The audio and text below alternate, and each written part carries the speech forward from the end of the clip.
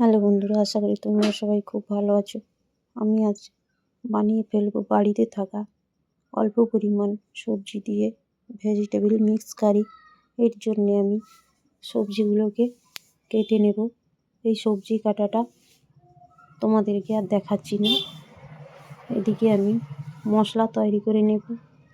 প্রথমে আমি মিক্সিতে দিয়েছি জিরে, আদা, কিছুটা ধনে এবং 4টে কাঁচা লঙ্কা দিয়েছি। এর সঙ্গে অল্প পরিমাণ কেটে রাখা টমেটো দিয়ে একসঙ্গে আমি বেটে নেব। এরপর আমি গ্যাসের ওভেনে একটি কড়াই বসিয়ে কড়াইয়ের মধ্যে বেশ কিছুটা তেল দিয়ে দেব। তেল গরম হয়ে গেলে ওই সবজিগুলো কেটে রেখেছিলাম একে একে দিয়ে দেব। প্রথমে আমি দিয়ে দিচ্ছি আলু, বিনস, এরপর দিয়ে দেব কুমড়ো। এই উপকরণগুলিকে খুব ভালো করে ভাজতে হবে যাতে এই সবজিগুলোর কাঁচা গন্ধ না থাকে।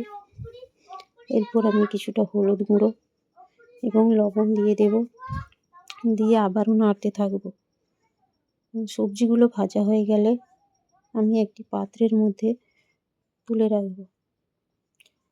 এরপর ওই কড়াইতে সবজি ভাজার তেলটা কিছুটা থেকে গেছে, ওর মধ্যে আমি কিছুটা 5 ফোড়ন দিয়ে দেব। 5 ফোড়নটা ভাজা হয়ে গেলে দিয়ে দেব টমেটো কুচি।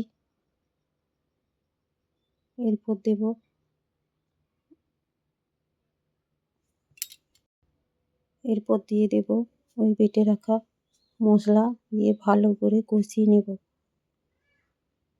এবং মশলাটা কষানো হয়ে গেলে এর উপরে আমি দিয়ে দেব ভেজে রাখা সবজিগুলো এবং আবারও কিছুটা সময় ধরে নেড়ে নেব এবং এর সঙ্গে আবারও দিয়ে দেব লবণ, লঙ্কা গুঁড়ো এবং হলুদ গুঁড়ো দিয়ে ভালো করে নেড়ে অল্প পরিমাণ জল দেব।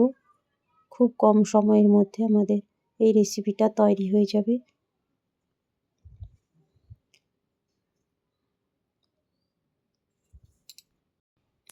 বন্ধুরা দেখুন, আমাদের এদিকে রেসিপিটা রেডি হয়ে গেছে।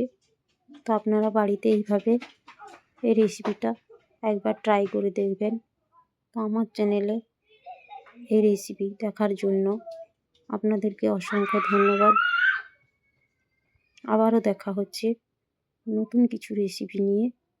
বন্ধুরা এইভাবে আপনারা আমার সঙ্গে থাকুন। অসংখ্য ধন্যবাদ।